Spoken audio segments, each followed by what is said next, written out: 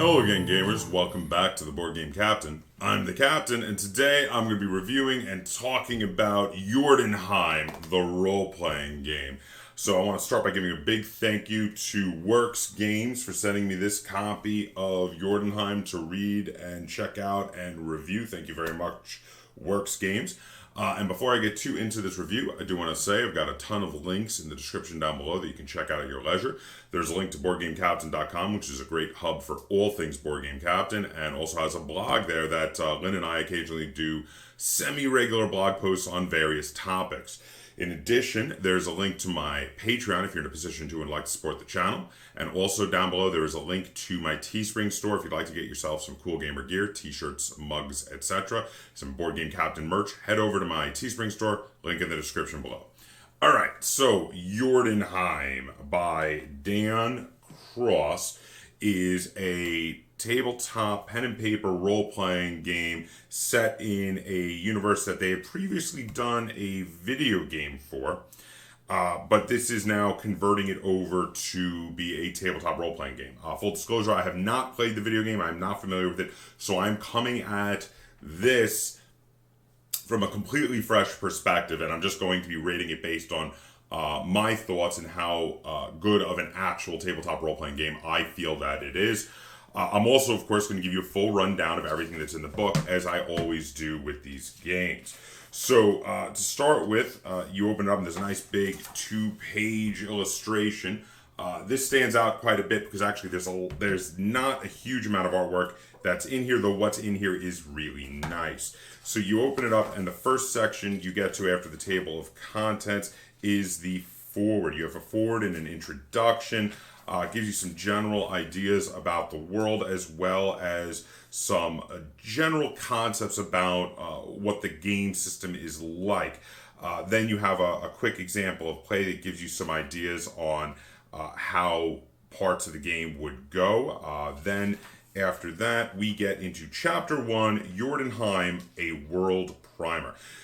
Now, the World Primer starts by giving you a history of the world. Now, this is a fantasy world based on Norse mythology and Norse culture, and is very obviously actually set in an alternate Earth, because, of course, Jord being one of the Scandinavian words for the world, and also because all the different peoples in here are obviously based on real people. In fact, the names of the different lands are the names that those lands have in their own native tongues. So you have the Sverige for the Swedish, and the Norge for the Norwegian, and the Dansk for the Danish, and the Suomi for the Finnish, which, again, Suomi is how you say Finland in Finnish. I really don't know how we got Finland out of that. That's a weird thing. But yeah, so obviously these are based on real world people, but it is an alternate world where all the mythical monsters and the gods, the Aesir and the Jotun, all are real, and magic is real. There are witches and there are magic users, and you're meant to play Vikings in this world.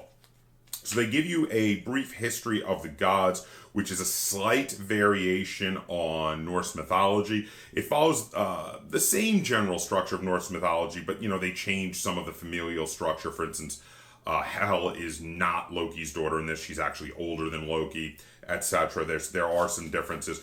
But as it goes, it is very similar to Norse mythology. And they go over the entire storyline there, and then they talk also a little bit about the Christian faith, Christian spelled with a K. The Christians are now moving into Northern Europe, and the king of Dansk has been converted to Christianity. So now it's becoming this kind of war of the faiths, which of course is, again, very representative of a certain time period in Northern Europe. So they then talk about specific, very specific things of the culture of the region. You've got the towns and the villages, the dwellings, food, trade, culture, nautical life. There's a really beautiful map in here that I like quite a bit that gives you a kind of a map of Northern Europe there, and all the different countries that are relevant to this setting.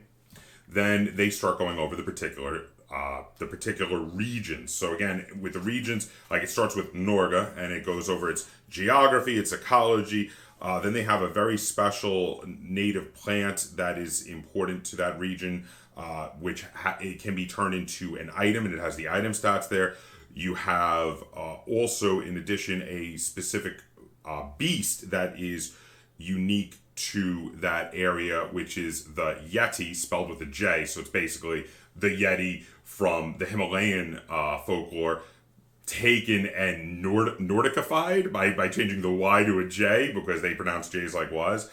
And there's all the stats for that, so you can have the Yeti show up in your game. That goes over culture and politics, the major cities, and they have a bunch of major cities, and in each of them they give you a full breakdown, tell you who the ruler is, tell you if there's like a legendary magical item there, etc. And then it does this again for each of the regions. So the next one is Suomi, followed by Denmark. Then after Denmark, you have finally Sverige.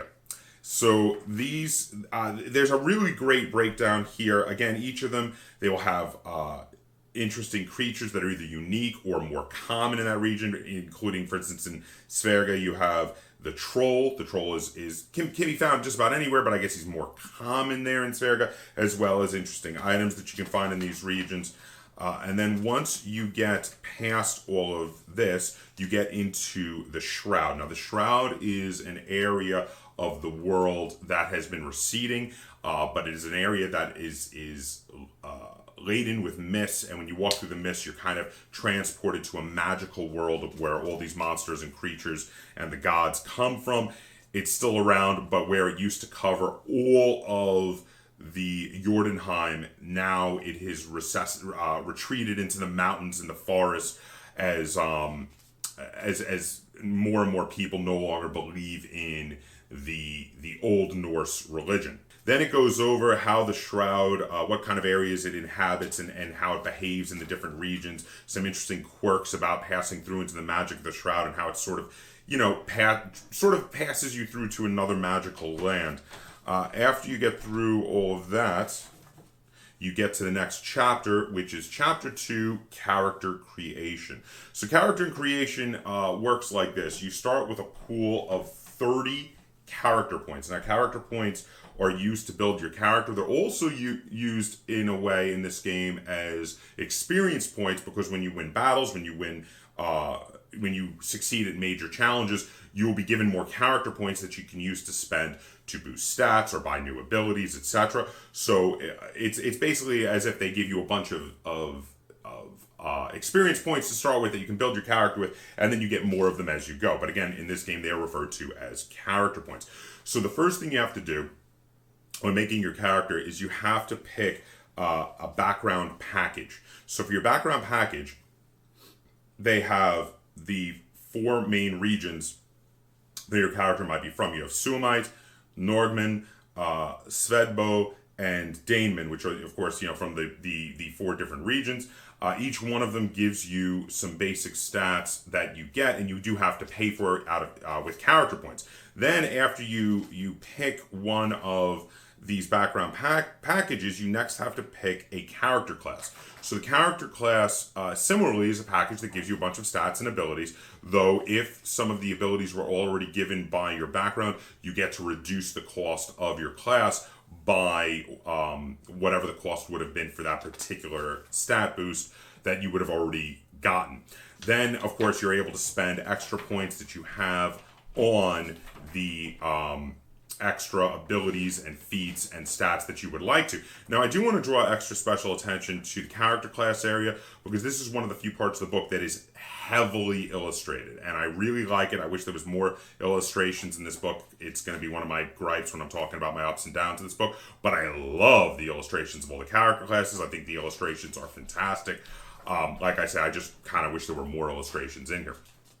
Now, after that, you get into Chapter 3, which is the abilities and the feats. So it goes over fully how to use abilities and feats, and then, of course, a listing of them. So you have, this is also kind of a continuation off of character creation, because these are things you're going to gain, in some cases, while creating your character, but also could be something that you might gain as you go up experience levels. So yes, very valuable chapter. It's going to be both valuable during character creation and valuable when leveling up during the game of Jordenheim. Next, we have chapter 4, which is combat in Jordenheim. Now, combat is very interesting. The skill system itself is very interesting in this game.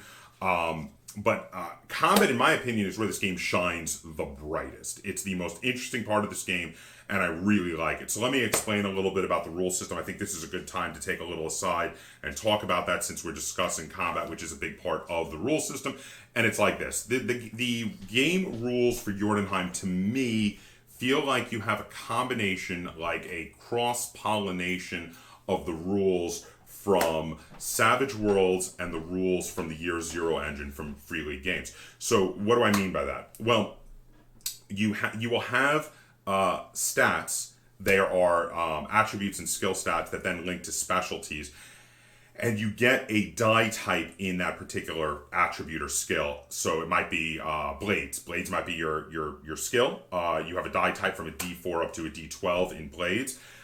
So that feels very similar to how they did it in Savage Worlds, but then you link to a specialization, and maybe your specialization on blades is knives, and you have a D6 in knives. So maybe you have a D8 in blades, a D6 in knives. So when you're using a knife, you get to roll a D8 and a D6 together to get your skill roll, and that feels like the way they do the ability to skill tree in the Year Zero engine. So like I say, it feels like a cross-pollination of two of my favorite role-playing systems, honestly. So it's actually really cool. I really like how they did this. I like how that goes. Now, when you are rolling for a regular skill, you'll pick your ability and your linked attribute. Sometimes there's even a further linked bonus that will give you a +1 or +2 or whatever it might be to that roll. You're like, okay, I'm rolling a D8 and a D6, and I get a +2 to it, and you roll. And then, depending on how difficult the thing is that you're trying to accomplish, your game master will pick a die to roll. A really easy thing might be a D4 all the way up through a D12 to oppose your roll. So nothing is a set difficulty class. There's always, lots of various random things that could affect how difficult something is. Because, for instance, walking a tightrope with no, totally calm skies, totally no breeze, nothing is much easier than walking said tightrope when there's a big gust of wind while you're in the middle of it. And that, those rolling of the dice help you to simulate that. And that's really awesome. I really enjoy that quite a bit. Now in combat, what's going to happen is instead of having an opposed roll generally, what it is you have a bunch of different pools of points that are your defense pools that you're able to draw from when someone attacks you. So for instance, you could use the pool of points from your own skill with weapons to parry, or your skill with a shield, and shields also have an automatic damage reduction to block it with a shield, or from speed to dodge out of the way of an arrow kind of thing. You choose which one to do before your opponent rolls. And then based on how high they roll, they're going to reduce these pools of points. These pools are almost like hit points, except that they're temporary. When they're fully emptied, once combat is over, they get to be refilled again. However, once they're emptied, and this, by the way, the number of points that are in these pools is based on your max die roll with the particular stats that these pools are based on. So if you have a D8 in there, it's going to be 8. You're going to get 8 points there. But then if your specialization has a D6 in it, you're going to get another 6 to that. But once those points are emptied in this particular combat, you can't use that pool anymore. And if in a single attack, your opponent empties the pool and does more damage, then it goes to your actual hit points, which is a pool based on another stat. And those are not automatically refilled. And if those get emptied, you could become unconscious or even killed, depending. So a lot of this is trying to figure out, okay, should I use this pool that's untouched, or should I try to use this pool that's half empty? Do I think their stats not that big? Do I think I'm going to be able to defend with my parry pool, even though it's half empty because I already parried with it? Yeah, I'm going to go with that. But then they roll really high and they're like, oh man, I just took a bunch of hits. I should have used my speed pool. But that's a lot of the risk and reward in this system.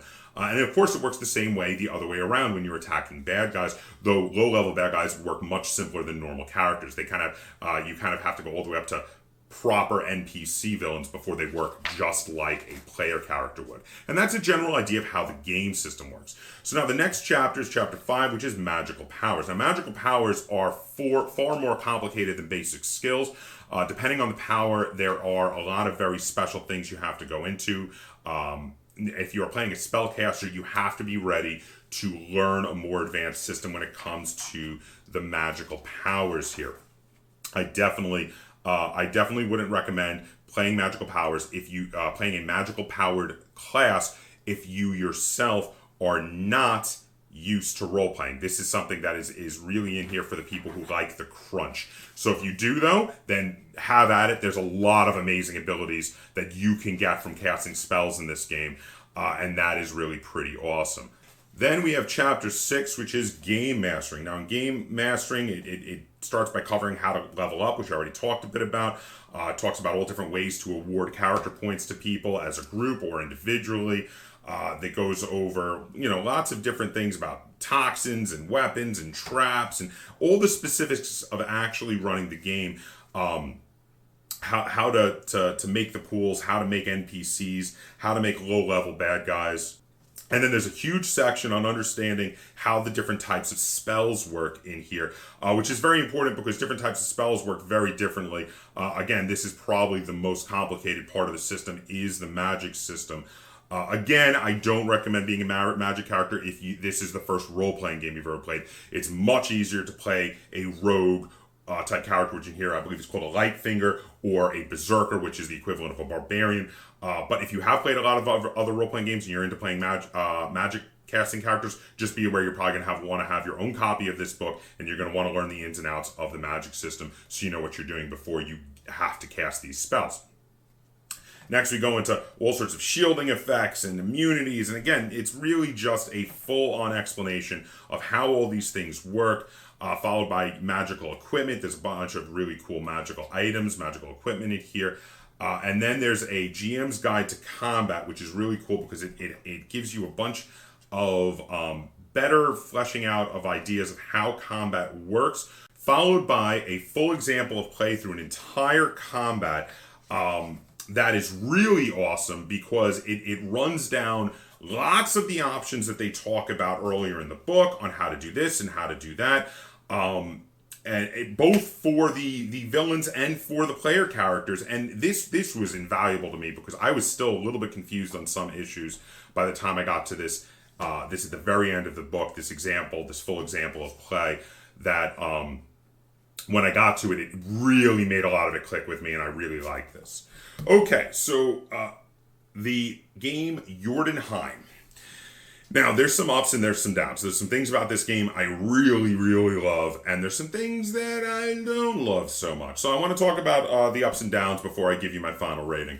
So let's start with the downs so I can end on the positives. We'll start with the negatives and then move into the positives. So first negative I want to draw attention to is I feel that, again, I had said it a little bit before, there are lots and lots of pages in here where there's just no art at all, or very little art. There's a lot of like little side or bottom page bits of art, but lots of pages of just walls of text. And it can be a bit oppressive when you were trying to read it and get through it.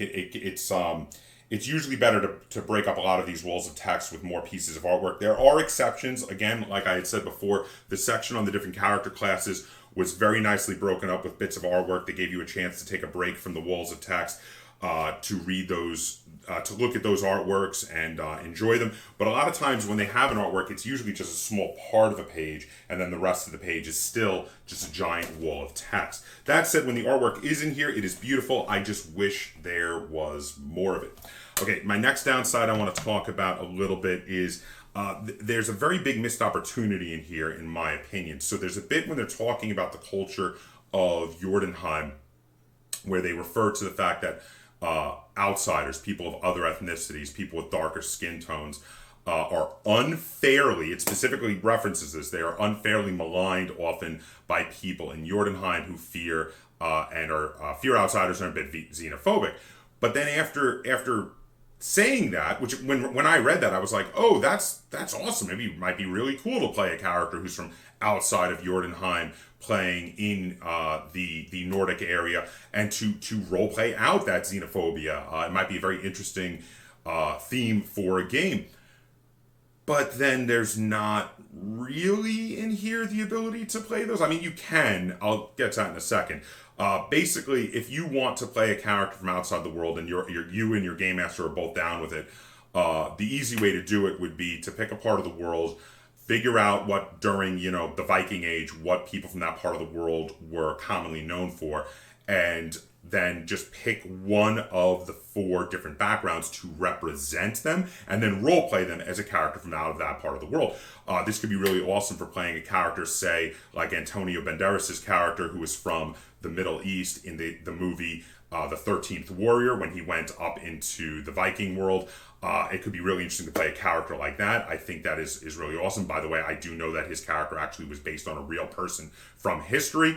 Because, again, remember, in this time, the Vikings were masters of sailing, and they were sailing all over the world, and they brought back captives and slaves, and many of which who eventually gained their freedom and became free peoples in Northern Europe. But also, of course, even ambassadors and such from other parts of the world, or missionaries, especially because we are talking about a time period where missionaries are trying to spread Christianity in Northern Europe. They've already made it into Denmark. I do feel like there should be a little more opportunity to play people from other parts of Europe and the Middle East and North Africa, because they would appear in this part of the world, even in the real world, let alone in a fantasy world where they repeatedly take monsters from other parts of the world and inject them into this part of the world, like the Yeti that I already talked about. There's also repeated references to the Golem, which of course was from medieval Jewish folklore, which actually makes it kind of an anachronism in this time period.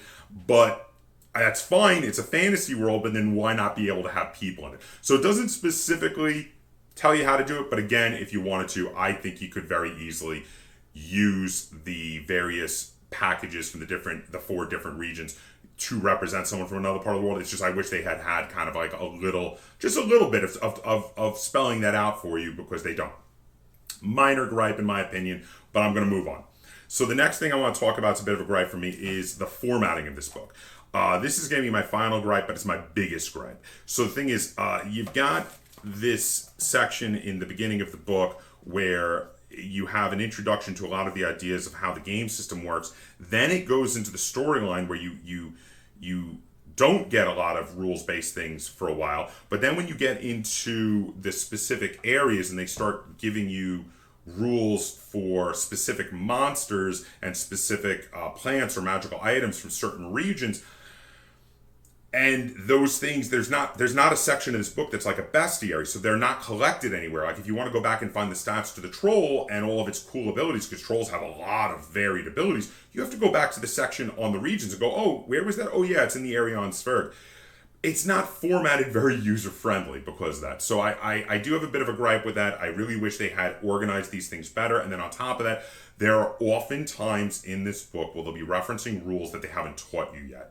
And that's a bit annoying, because you're like, did I miss this? And then you go a few pages on and you're like, oh, no, here's where they first introduce it. Okay. That's it. That's it for my gripes.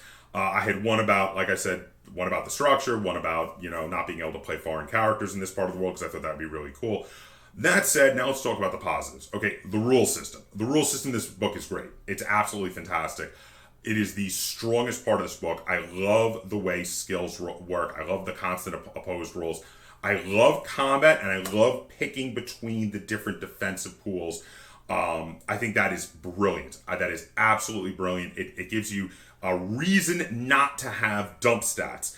Because, usually in a lot of role-playing games, you're like, oh, this character's not smart. I'm just going to do away with that stat completely. But if you do, that means one of your defensive pools, and in the case of mind power type stats, that would be a defensive pool that helps protect you against like certain magical attacks, will be really crud, and you could have an incredibly glaring vulnerability against certain types of attacks. So you do want to spread out your abilities, so you have a lot of these different defensive pools for if combat goes on for a while, you have multiple pools to fall back on to empty before it starts working on your hit points. The leveling up system is also very smooth, very easy to do. Love it. Love the opposed rolls. Love the way the skill rolls work in this. Love the way combat works in this. All of that is fantastic. So there you have it. That's a general idea of Jordenheim. Now we're about to get to my actual rating and review portion. I would say overall I am very positive on this. Now I did mention more negatives than I did the positives, but my one positive I had was phenomenally positive, and most of my negatives were more minor gripes. Like my gripe about the artwork, it's so minor. That's a very minor thing. Again, my gripe about not being able to play characters from outside of this part of the world is, considering that it's your game and you can do whatever you want with it, is also kind of minor, because I did give you an easy way that you could adjust that. I just wish they had included some verbiage on it in the book itself. And my gripe on the structuring, as long as you've read through the whole book, you can get past that. It's not something that's going to be a deal breaker, in my opinion.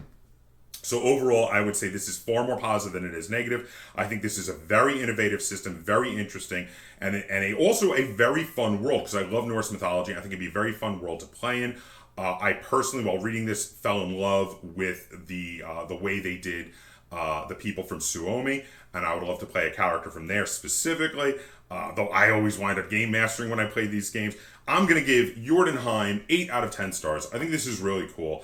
I think the artwork that is in here is really top notch. I think that the rule system is really interesting and would make a very interesting addition to your collection of role-playing games because of how interesting this rule system is. I love its mechanics. I really do. For me, it's really mostly, even though I like the world, mostly about how much I love the mechanics is why this got 8 out of 10 stars.